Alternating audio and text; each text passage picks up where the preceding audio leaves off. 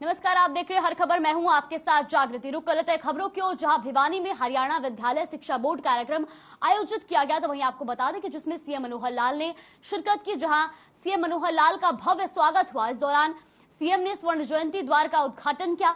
इसके अलावा सीएम मनोहर लाल ने अटल हॉल का शिलान्यास किया। तो वहीं इस दौरान सीएम मनोहर लाल ने कहा कि बहुउद्देशीय सभागार का भूमि पूजन किया, जिससे आमजन को भी फायदा मिलेगा। सीएम ने बोर्ड चेयरमैन डॉक्टर जंगबीर सिंह की मंच से तारीफ करते हुए कहा कि बोर्ड चेयरमैन ईमानदारी से कार्य कर रहे हैं, किसी को मानते नहीं। आपको बता दें कि इस मौके पर कृषि मंत्री जेपी दलाल, मंत्री रणजीत चौटाला, सांसद धर्मवीर सिंह और बोर्ड अध्यक्ष डॉक्टर जगबीर सिंह भी मौजूद रहे। तो जो आपको बता दें कि भिवानी में हरियाणा विद्यालय शिक्षा बोर्ड कार्यक्रम आयोजित किया गया। तो वही जिसमें सीएम मनोहर लाल ने शिरकत की, जहां सीएम मनोहर लाल का भव्य स्वागत हुआ। तो वही इस दौरान सीएम ने स्वर्ण जयंती द्वार का उद्घाटन किया। वही आपको बता दें कि सीएम मनोहर लाल ने अटल हॉल का भी शिलान्यास किया। इस दौरान सीएम मनोहर लाल ने कहा कि बहुउद्देशीय सभागार का भूमि पूजन किया। लोहारू में कृषि एवं पशुपालन मंत्री जेपी दलाल ने ओलावृष्टि से प्रभावित क्षेत्रों के गांव का दौरा किया, साथ ही किसानों से रूबरू हुए और फसलों के नुकसान का जायजा लिया। इस दौरान कृषि मंत्री जेपी दलाल ने कहा कि किसानों को घबराने की जरूरत नहीं है, स्पेशल गिरदावरी कराकर नुकसान की भरपाई की जाएगी। जिन किसानों का बीमा है उनसे बीमा क्लेम दिलाया जाएगा और जिन किसानों का बीमा नहीं है उन किसानों के नुकसान की भरपाई सरकार करेगी। तो आपको बता दें कि जहां कृषि एवं पशुपालन मंत्री जेपी दलाल ने ओलावृष्टि से प्रभावित क्षेत्र गांव का दौरा किया, तो साथ ही किसानों से वो रूबरू भी हुए और फसलों के नुकसान का जायजा लिया। इस दौरान कृषि मंत्री ने कहा कि किसानों को घबराने की जरूरत नहीं है और स्पेशल गिरदावरी कराकर नुकसान की भरपाई की जाएगी। आपको बता दें, जहां बारिश और ओलावृष्टि से किसानों का भारी नुकसान हुआ, तो ऐसे में कृषि मंत्री ने उन्हें नुकसान की भरपाई का आश्वासन दिया है।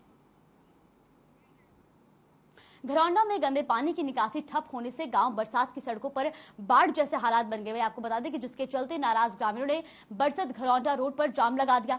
इस मौके पर ग्रामीणों ने जहां विरोध जताने के लिए गंदे पानी से भरी सड़क के बीच चारपाई बिछाकर डटे रहे। इतना ही नहीं, ग्रामीणों ने धांधली के आरोप भी लगाए हैं। तो जानकारी के मुताबिक बरसत गांव को विधायक हरविंदर कल्याण ने गोद लिया था। वहीं करोड़ों रुपए खर्च होने के बाद भी गांव के हालात नहीं बदले। तो जहां घरौंडा में गंदे पानी की निकासी ठप होने से गांव बरसत की सड़कों पर बाढ़ जैसे हालात बने हुए हैं। तो ये आपको बता दें कि नाराज ग्रामीणों ने जहां विरोध जताने के लिए गंदे पानी से भरी सड़कों के बीच चारपाई बिछाकर डटे रहे, तो वही ग्रामीणों ने धांधली के भी आरोप लगाए हैं। जानकारी के मुताबिक बरसत गांव को विधायक हरविंदर कल्याण ने गोद लिया था और वहीं करोड़ों रुपए खर्च होने के बाद भी गांव के हालात नहीं बदले।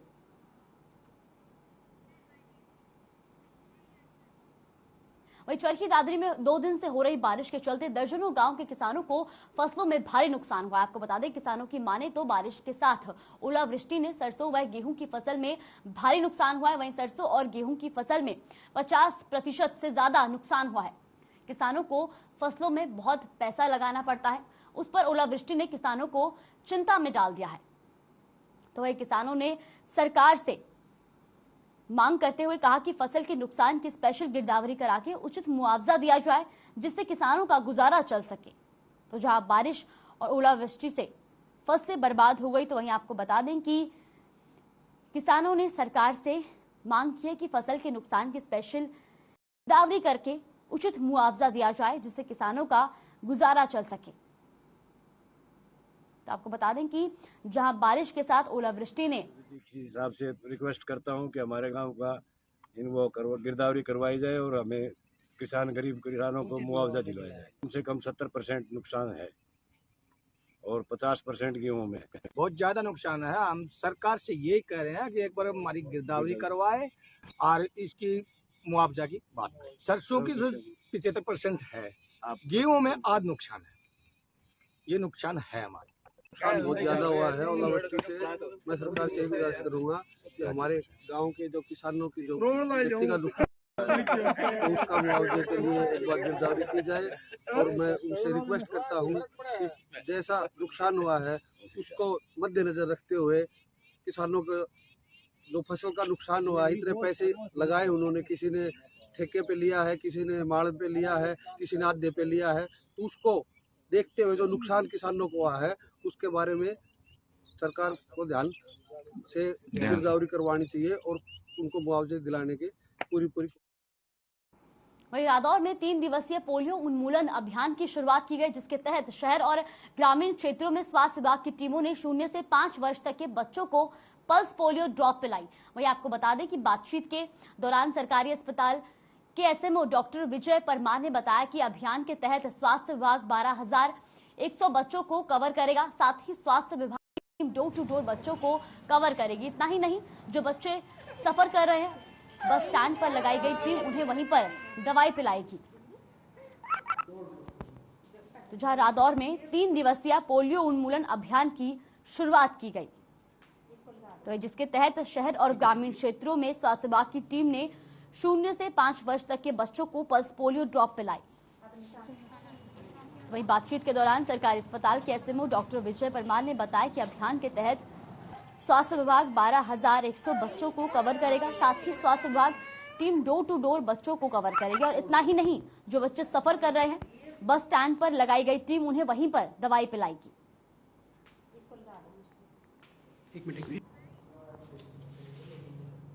पल्स पोलियो का हमारा नेशनल राउंड शुरू हो चुका है, जिसके अंदर आज ब्लॉक रदौर के अंदर 121 बूथ बनाए गए हैं, जहां पर बच्चों को सुबह 9 बजे से लेकर 4 बजे तक पोलियो की ड्रॉप्स पिलाई जाएंगी। आप सबसे रिक्वेस्ट है कि आप अपने बच्चों को बूथ पर लेकर जाएं और सुनिश्चित करें कि आपके बच्चे ने दवाई पी ली।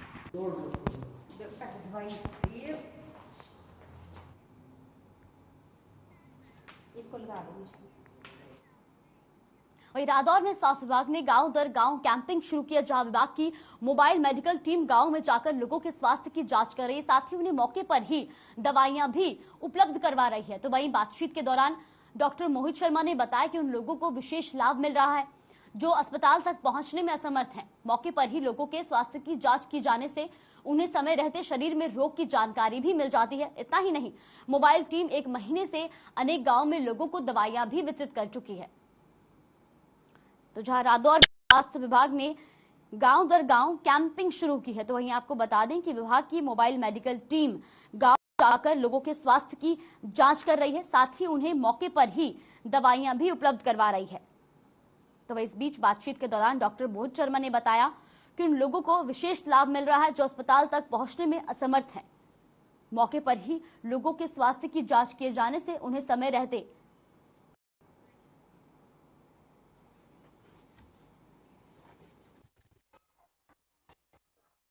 आज यहाँ पर एम्बुलेंस की जो वैन आई थी उसमें 50 लोगों को ओपीडी में देखा है, जिसमें सभी के स्वास्थ्य की जांच की गई, जिसमें ब्लड प्रेशर, जिनमें खून की कमी पाई गई उनके खून की जांच की गई।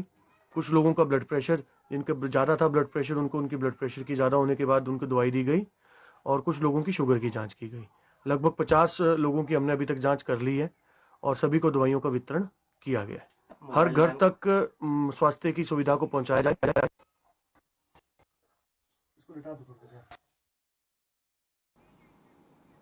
पानीपत में मानवता की मिसाल सामने आई है, जहां एक प्रवासी अपनी बीमार मां से मिलने के लिए एक निजी अस्पताल में खून बेचने के लिए पहुंचा और डॉक्टरों से खून के बदले पैसे देने की बात की, क्योंकि उसके पास पैसे नहीं थे।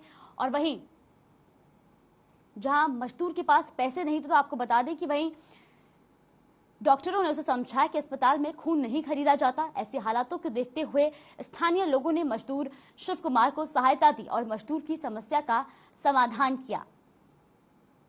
तो आपको बता दें कि ये पूरा मामला पानीपत, जहां एक प्रवासी मजदूर अपनी बीमार मां से मिलने के लिए एक निजी अस्पताल में खून बेचने के लिए पहुंचा और डॉक्टरों से खून के बदले पैसे देने की बात कही, क्योंकि मजदूर के पास पैसे नहीं थे और वहीं डॉक्टरों ने उसे समझाया कि अस्पताल में खून नहीं खरीदा जाता। ऐसे हालातों को देखते हुए स्थानीय लोगों ने मजदूर शिव कुमार को सहायता दी और मजदूर की समस्या का समाधान किया।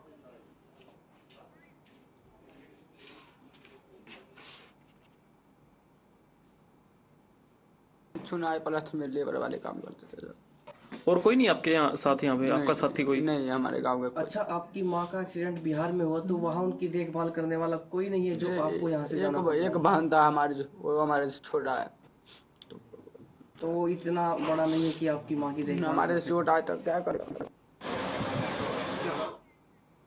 हरियाणा में हर रोज कोरोना के मामलों में कमी नजर आ रही है, जिसके चलते प्रदेश में एक दिन में कोरोना के 325 नए मामले सामने आए, जबकि एक दिन में प्रदेश में कोरोना के चलते जहां 4 संक्रमितों की मौत हो गई और 413 लोगों ने कोरोना को मात दी है, जिसके चलते अब कोरोना का रिकवरी रेट भी 98.70% के पार पहुंच गया है। तो वहीं गुरुग्राम में कोरोना के 156 नए मामले सामने आए हैं। जबकि बात करें अगर फरीदाबाद की, तो फरीदाबाद में 32 कोरोना संक्रमितों की पुष्टि हुई है। वही यमुनानगर में 6, झज्जर में 3 और पलवल में 24 और रेवाड़ी में 7 नए कोरोना संक्रमित पाए गए हैं।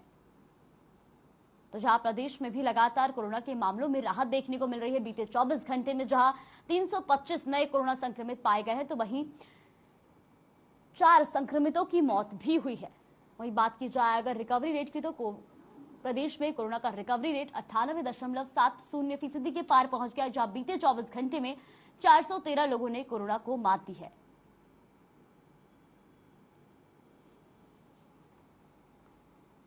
तो अब देश और प्रदेश में लगातार कोरोना से राहत देखने को मिल रही है, जहां प्रदेश में भी अब कोरोना के मामलों में लगातार गिरावट देखी जा रही है। बीते 24 घंटे में हरियाणा में 325 नए कोरोना संक्रमित पाए गए हैं। वक्त तो चला एक छोटे से ब्रेक का। ब्रेक के बाद जल्द हाजिर होंगे खबरों के साथ। ब्रेक के बाद स्वागत है आपका। चलिए रुक करते हैं खबरों की ओर, जहां मुख्यमंत्री मनोहर लाल ने अर्बन डेवलपमेंट कॉन्क्लेव में रियल एस्टेट सेक्टर में प्रदेश में अच्छा काम करने वाले बिल्डरों को सम्मानित भी किया। गुरुग्राम में आयोजित कॉन्क्लेव में फरीदाबाद की अमौलिक हाउसिंग को भी सम्मानित किया। मुख्यमंत्री मनोहर लाल ने अमौलिक हाउसिंग के एमडी हितेश चौधरी को शील्ड देते हुए उनके काम को सराहा। अफोर्डेबल में समय पर लोगों को घर देने को लेकर उनके योगदान की सराहना की। साथ ही उन्होंने भविष्य में भी इसी तरह से काम करने के लिए अमौलिक हाउसिंग को शुभकामनाएं दी।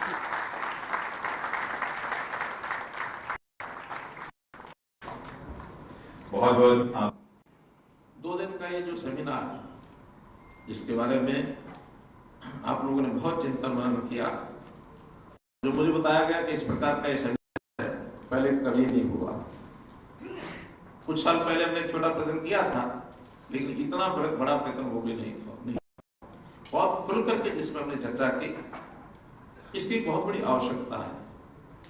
चाहे हमारा टाउन कंट्री प्लानिंग डिपार्टमेंट हो, रेरा हो, या जो रियल एस्टेट में लगे हुए हमारे हैं, या जो संस्थाएं हैं, हेड को, इनसे बहुत बार ये सारे विषय आते रहते हैं।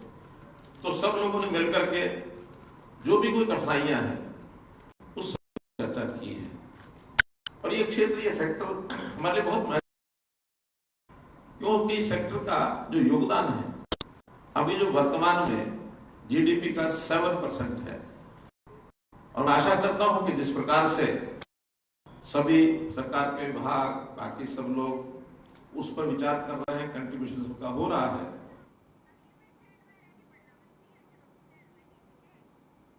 समय पर अफोर्डेबल हाउसिंग पूरा करने के लिए अडोर ग्रुप को भी सम्मानित किया गया। सीएम मनोहर लाल ने इसके लिए अडोर ग्रुप के चेयरमैन कप्तान सिंह को शील्ड देकर सम्मानित किया। वहीं फरीदाबाद में अडोर ग्रुप हाउसिंग ने नियत वक्त पर लोगों को फ्लैट सौंपने को लेकर उनके काम को इस कॉन्क्लेव में सराहा गया। वहीं इस मौके पर अमौलिक हाउसिंग के एमडी हितेश चौधरी और अडोर ग्रुप के चेयरमैन कप्तान से बातचीत की। हर खबर के एडिटर सुंदर सोलंकी ने क्या कुछ कहा, उन्होंने आइए आपको सुनवाते हैं। रियल एस्टेट में एक बहुत बड़ा इवेंट माना जा रहा है और यहाँ जो बिल्डर की इमेज को लेकर बहुत सारी चीज़ें होती रही। कुछ बिल्डर्स ऐसे भी हैं जिन्होंने नियत समय पे जो वादे किए थे उनको पूरा किया और जो भी सुविधाओं का जिक्र किया उन्होंने प्रचार किया और उन जो क्लाइंट है उनको पहुँचाया, इसलिए उन्हें सम्मानित भी किया जा रहा है। ये एक बहुत बड़ी चीज़ है। हितेश गुजर जी हैं, अमौलिक ग्रुप से हैं और हमारे कप्तान साहब हैं, ये अडोर ग्रुप से हैं। पहले तो आपको बहुत बधाई आप सभी को। नियत ये अपने आप में बड़ी चीज़ है आज के दौर में, क्योंकि बिल्डर को लेकर ये रहता है कि जो वादे करते हैं वो पूरे नहीं होते हैं। तो कैसा महसूस हो रहा है, क्योंकि आपने वादा किया और वो पूरा किया? काफ़ी अच्छा लग रहा है। पहला प्रोजेक्ट था ये हमारा और जैसे कि सरकार ने इसे 4 साल में कंप्लीट करने के लिए कहा था, पर हमने इसे 3 साल से कम समय में लोगों को दे दिया है। ये एक बड़ी नज़ीर है। तो ये वजह क्या है कि इतने सारे जो सवाल उठ जाते हैं, वो दिक्कत कहाँ है? जैसे आपने जो दिया था, जो क्लाइंट से लिया था, उसमें पूरा कर दिया। अमूमन लोग जो और बिल्डर हैं वो ऐसा क्यों नहीं कर पाते हैं? देखिए, कुछ तो फंड्स डाइवर्ट कर देते हैं, वो दूसरे में कंस्ट्रक्शन ऐसी चीज़ है कि एक बार रुक गई, उसको दोबारा लेबर इंटेंसिव काम, दोबारा लेबर को लाना, सारे सिस्टम में लाना, उसमें टाइम लग जाता है। तो इसमें फ्लो नहीं टूटना चाहिए, इसलिए किसी भी बिल्डर को फंड्स डाइवर्ट नहीं करने चाहिए अपने। ये बड़ी वजह मानते हैं। एडोर ग्रुप के चेयरमैन है कप्तान साहब, एक बेसिक सा सवाल, ये बड़ी अच्छी बात बताई है कि जो वादा आपने क्लाइंट से किया है पूरा करना अपने आप में एक बड़ी जिम्मेवारी भाव है, और उसी के तहत आप लोगों को सम्मानित भी किया गया है। लेकिन जिस तरह से इन्होंने बताया कि ये दिक्कत है, ये नियत में दिक्कत क्यों है? नियत में दिक्कत यही आती है, बंदा सोचता है एक प्रोजेक्ट 4 प्रोजेक्ट बना लूँ, 5 बना लूँ, बड़ा बन जाऊँ, अंडानी अंबानी बन जाऊँ, ये लोगों की सोच है, बहुत बड़ा आदमी बन जाऊँ। हाँ जी। इसके अलावा एक और बड़ी चीज़ है कि ये नियत की दिक्कत हो गई। अब कानूनी प्रक्रियाओं की बात करें, इतनी सारी एजेंसी हैं, सरकार भी दबाव लगातार डालती है, तो ये माना जाए कि बिल्डर ये डर भी नहीं होता नियम कानून कायदों का? नहीं, ऐसा तो नहीं है, डर तो होता ही होता है। देखिए, अब तो हालात काफ़ी भी सुधरे हैं, रेरा आने से काफ़ी हालात सुधरे हैं। पहले जब इतना लॉज, इतना स्ट्रिक्टनेस नहीं थी, तब बिल्डर ऐसे काम करते थे। अब आप देखिए, अब काफ़ी मतलब व्यवस्था ठीक हुई है निश्चित रूप से, और सबको बड़ा भरोसा है इससे। आपसे भी जानना चाहेंगे, इस तरह के जो आयोजन होते हैं खासकर बिल्डरों के लिए कितने हेल्पफुल होते हैं? ये जो इवेंट किया गया है, ये बिल्डरों को बहुत अच्छा वो करने के लिए दिया गया। हम लोगों ने अमोलिक हाउसिंग में टाइम से पहले 3 साल टाइम से पहले करने जो है, जो लास्ट ईडीसी की इंस्टॉलमेंट थी 55 लाख रुपए, वो भी एक अचीवमेंट किया था। 55 लाख रुपए का हमें अवार्ड वो भी दिया गया था। उसके बाद में हमने दूसरा अपना दीनदयाल आवास योजना का जो प्रोजेक्ट था, वो भी हमने 2 साल के अंदर कंप्लीट करके वो लोगों को हैंड ओवर कर दिया। जब बिल्डर की नीयत और नीति दोनों सही होंगी, तभी जो है बिल्डर डिलीवर कर पाएगा प्रोजेक्टों को। बड़ी चीज कही है।